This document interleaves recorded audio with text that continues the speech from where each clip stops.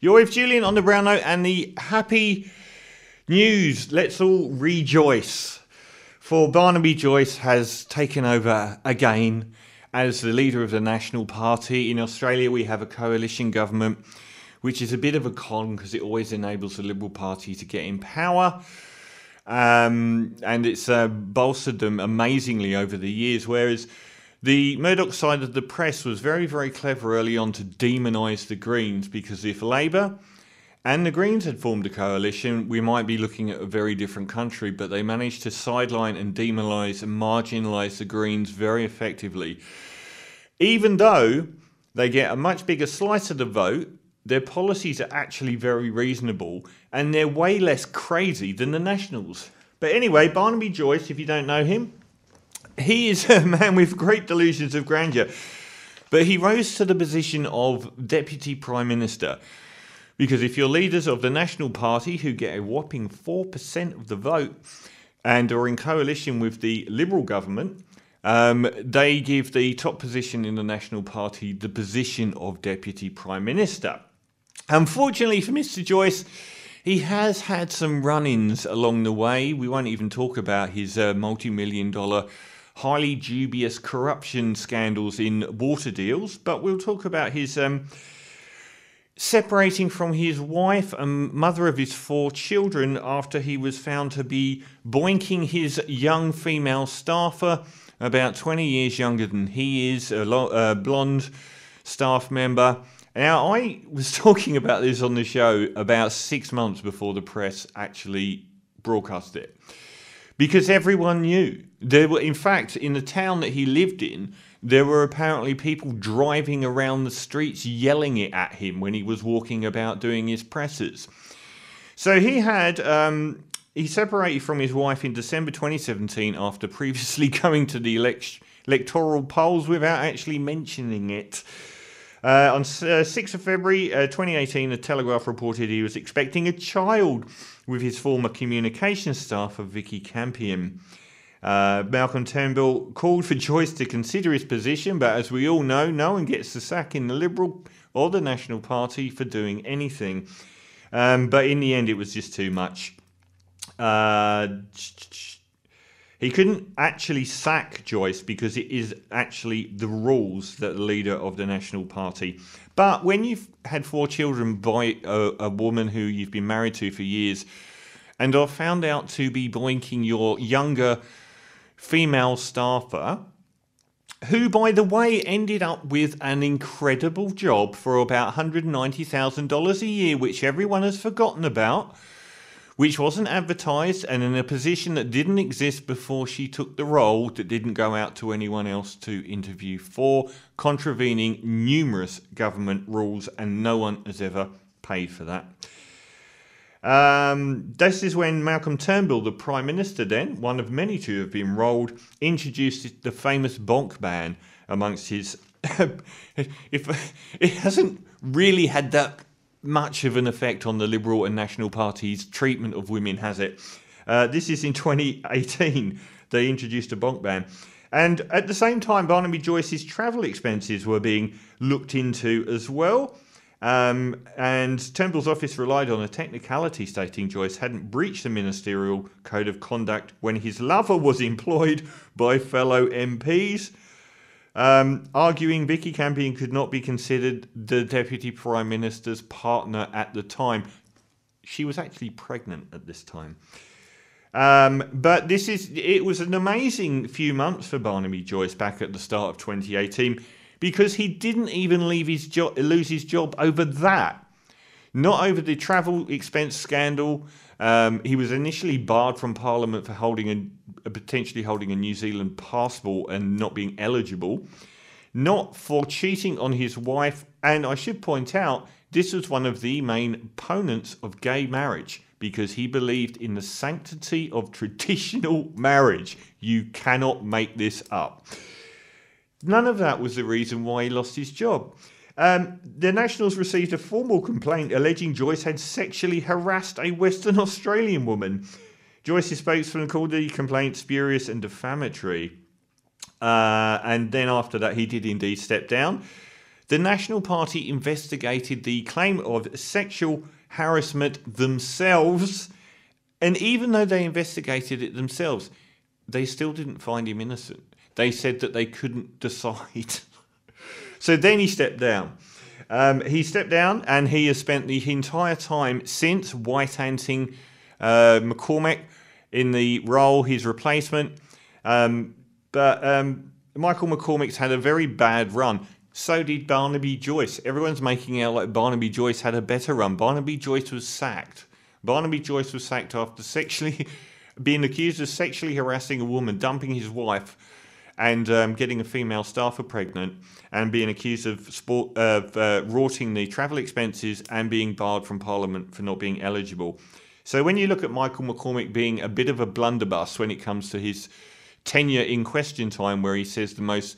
He's one of these politicians that just says, oh, inner city lefty latte drinkers, they don't know what it's like in the bush as they sell more and more land to multinational overseas corporations, because that's what you do when you're in the bush. Joyce lost his deputy prime minister's salary of $416,000 a year.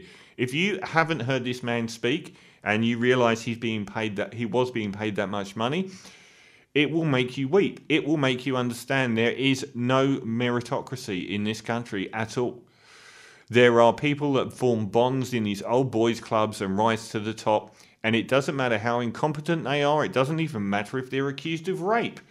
It doesn't matter if they promote traditional marriage and walk out on their wife after boinking a 30-something-year-old staffer and getting her pregnant, after campaigning to stop gay people getting married because you believe in the sanctity of marriage. It doesn't matter. You can still rise to the second highest position in this country.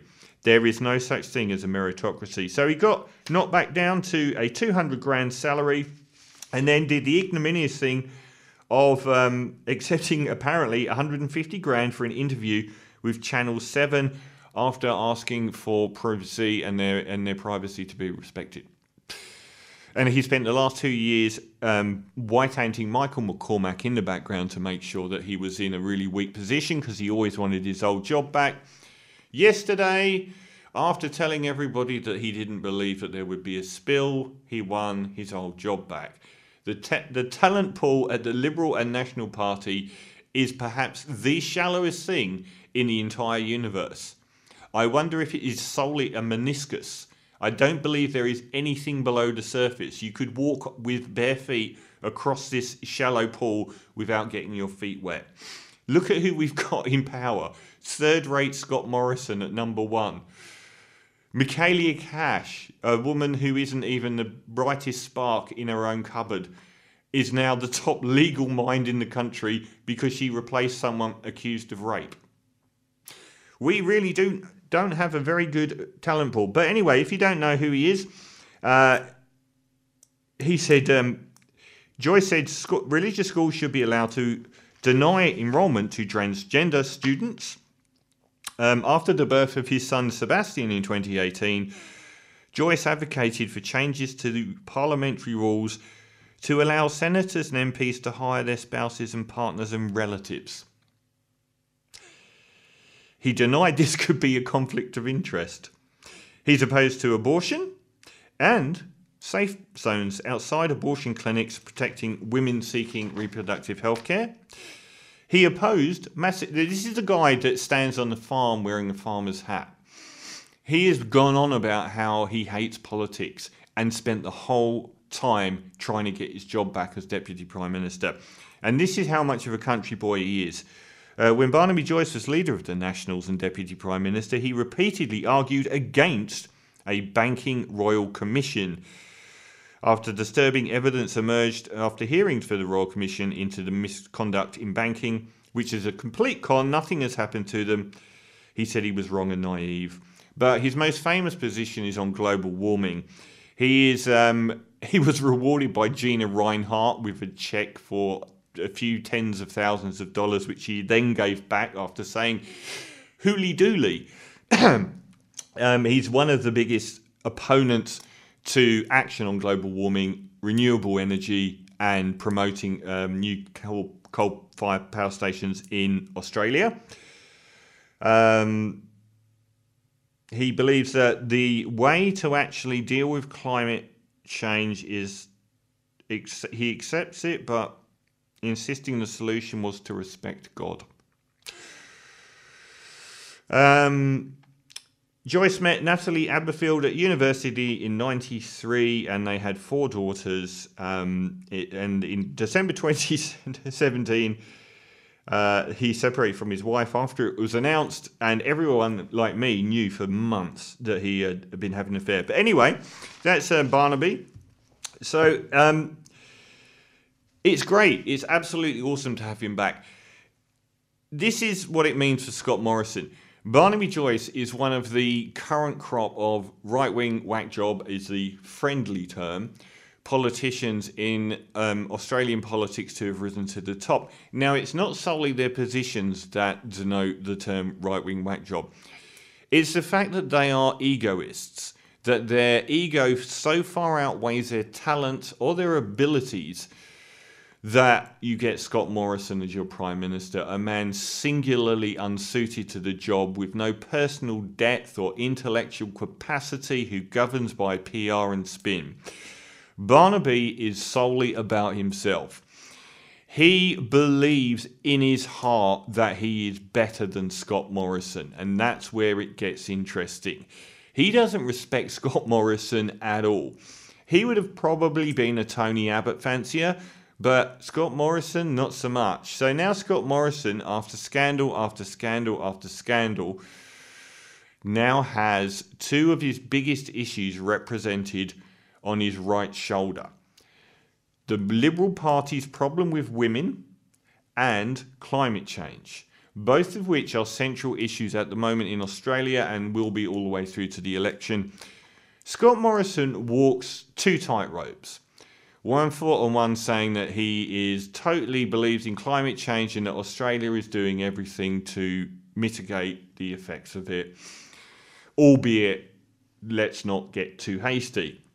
The other is in his party room with all the right-wingers that support him, saying that he won't do anything, he'll protect coal, and he walks this position.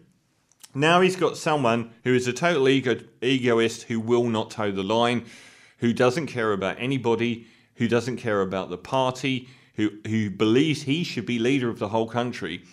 Every single chance he gets to land a telling blow on Scott Morrison, he's going to take that chance. Every time Scott Morrison pops his head up and says we're going to do more to battle climate change, he will be there to knock him down. And he won't care about the ramifications at all. So that's going to be very interesting, because Barnaby will never bite his tongue. He will never be a team player. And he will go for the jugular with ScoMo and embarrass the living hell out of him, knowing that there are rules in place to stop him being removed as Deputy Prime Minister. Imagine that. Scott Morrison could finally remove Christian Porter after he was accused of rape. He cannot remove Barnaby Joyce because he is the leader of the National Party. He is stuck with him no matter what Barnaby says, no matter how much Barnaby criticises him, no matter how much Barnaby contradicts him.